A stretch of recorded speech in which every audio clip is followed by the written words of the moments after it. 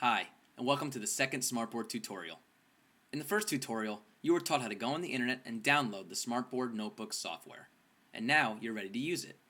So in this tutorial, you will learn how to open and close a new Smartboard Notebook file.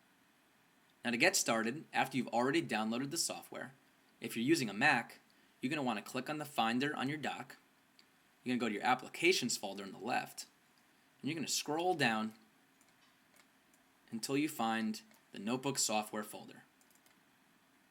At the top, you'll see the notebook icon, and you're going to want to drag that icon into your dock so that it'll be easily accessible for future use.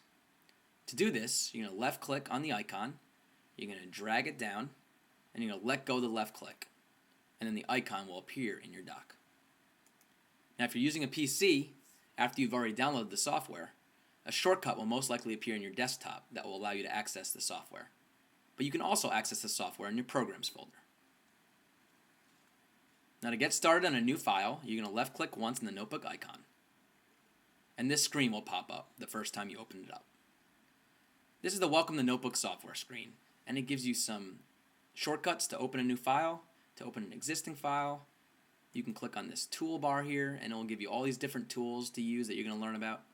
The Teachers Hub is for when you're connected to the internet. You can download all kinds of resources from other teachers. And then there's a help and support screen that allows you to have any questions you might have answered. If you would not like this to show up every time you open up your software, you can simply unclick this checkbox here. And then click on the red X at the top right, and you can get started on your new document.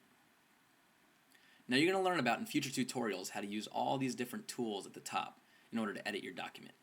But for the purposes of this tutorial, I'm just going to simply use the pen tool and do a real quick circle. Now after you're done with your document and you want to exit out of the software, you're going to want to save your changes first. In order to do this, go to File and Save, and it's going to allow you to name your file, and it'll ask you where you want to save it, either to your desktop or maybe your username, your Applications folder, or your documents. I'll just save it to my desktop, and I'll hit Save. And now this document is saved on my desktop as Circle, and I am free to exit out of this file without losing any changes. But let's say I use my pen tool one more time and just made one simple dot in the center. Well, now changes have been made, and let's say I want to exit out of this file. Well, to exit out of a notebook file, you're just going to go over to this red dot on the left, and you're going to click it. But if you've made changes that haven't been saved yet, it will prompt you with this screen. You can choose then to save the changes or not save the changes. Or you can just hit cancel to go back to your document without exiting.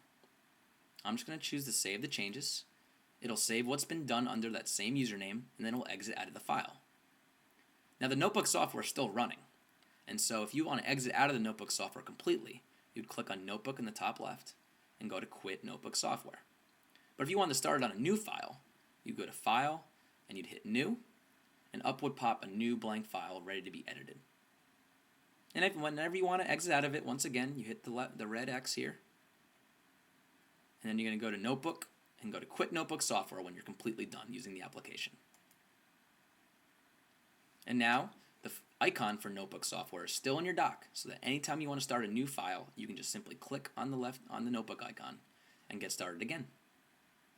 So now you know how to open and close a new notebook file. In the next tutorial, you're going to learn how to physically orient your smartboard to use in your classroom.